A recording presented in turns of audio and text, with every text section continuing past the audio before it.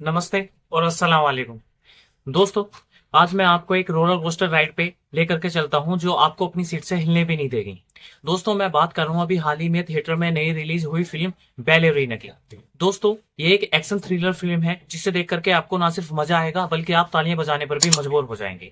ये एक ऐसी धमाकेदार एक्शन मूवी है जो एक्शन की दुनिया में ना सिर्फ धमाका मचा रही है बल्कि एक ऐसी स्पिन ऑफ मूवी है जो जॉन विक के यूनिवर्स के चैप्टर 3 और चैप्टर 4 के बीच की कहानी को बयां करती है। तो चलिए दोस्तों, बिना वक्त गवाए हम इस एक्शन के रोमांच में गोता लगाने चलते हैं।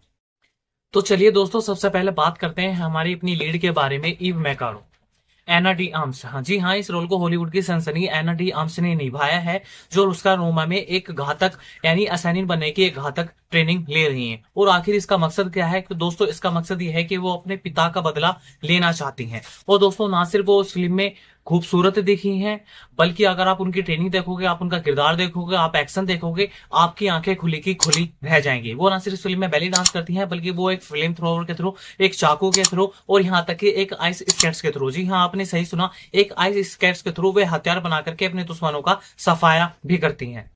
दोस्तों, आपको फिल्म की कहानी न्यूयॉर्क के नियोन लाइट क्लब से लेकर के ऑस्ट्रिया के बर्फीले गांवों तक लेकर के जाती है। दोस्तों, ईव की एक खतरनाक पन से लड़ाई होती है जिसका सरगना चांसलर गैब्रियल बर्न है। दोस्तों, आपको कहानी सुनने में भले ही थोड़ी साधारण लगे, लेकिन ईवी की जर्नी को थोड़ा और इमोशनल बनाने के लिए इसमें एक छोटी बच्चे का अपहरण यानी इसका ट्विस्ट भी दिखाया जाता है। दोस्तों, इसमें एक पूरा गांव एक पंथ इसके ईवी के पीछे पड़ जाता है। और दोस्तों, ये एक फाइट वाटर बनाम फायर की आग होती है जिसमें ईवी इन सबको धूल चटा देती है। दोस्तों, आखिरी के बस अगर मैं इसके 30 मिनट के बारे में बात करूं तो दोस्तों, आखिरी के 30 मिनट तो इसके सिर्फ आग ही आग है। तो दोस्तों, अगर आप मैं इसके फ्लेम थ्रोअर के सीन के बारे में बात करूं तो दोस्तों, अगर आप अपनी सीट पर बैठ करके तालियां बजाने पर मजबूर ना हो जाए तो दोस्तों तो कहना।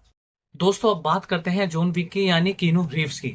हाँ दोस्तों, उनका इस फिल्म में आना अपने फैन सर्विस से दोस्तों कहीं ज्यादा है। वो इसमें एना डियाम्स यानी ईव के लिए एक मेंटोर के तौर पर और एक फ्रेंड के तौर पर आते हैं और उनके इस सीन्स को इस कहानी में एक नया मोड़ दे देते हैं। दोस्तों, अगर सच हुआ, अगर मैं इस फिल्म की जान के बारे में बात करूं तो उस फिल्म की जो जान है, इस फिल्म का जो तगड़ा किरदार है, इस फिल्म का जो सारा फोकस रखा गया है वो ईवी पर ही रखा गया है। तो दोस्तों, इसमें जब आप इनके एक्शन सीन्स देखोगे तो दोस्तों, इसके एक्शन सीन में आपको थोड़ा सा इंसानी और इंसानी टच देने के लिए, जिससे लोगों को ये थोड़ा सा रिलेटेबल लगे, वो एक ऐसा होता है। इसमें एक ये नौसिखिया असैनिन के तौर पर नजर आती है, यानी जब भी इनके फाइट सीन के अंदर ये थोड़ा डगमगाती भी है, ये नौसिखिया की तरह लड़ती भी है और फिर नीचे गिरते भी है। और नीचे गिर जाने के बाद में जब ये लड़ती है तो दोस्तों, आपको ऐसा लगता है कि हाँ, वाकई में कोई एक असैनिन है जो एक इंसान के तौर पर जिस तरह से आम इंसान लोगों के बीच में लड़ते हैं वो ऐसा ही है। लेकिन दोस्तों, जब आप अपनी सीन पर एक्शन के बैठे होगे तो दोस्तों, जब आपका इस पर फोकस बिल्कुल भी नहीं जाएगा, आप ऐसे सोचें, आपके बैक ऑफ द माइंड ये बात बिल्कुल भी नहीं आएगी कि इतने खतरनाक सीन में, इतने एक्शन सीन्स में वो इतने भारी सामानों से एक दूसरे पर हमला करते हैं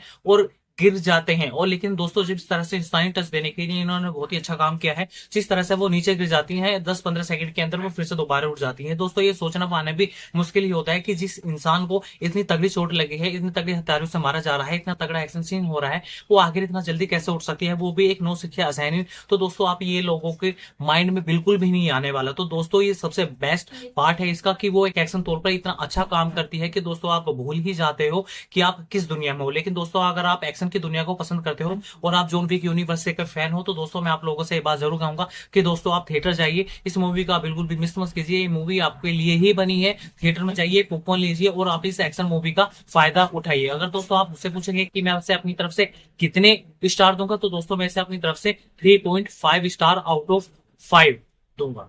तो दोस्तों, सच कहूं तो 4 भी दे सकते हैं, लेकिन मेरी तरफ से इतना ही है। तो दोस्तों, आज के छोटी सी वीडियो में इतना ही। मिलते हैं हम आपसे नेक्स्ट वीडियो में।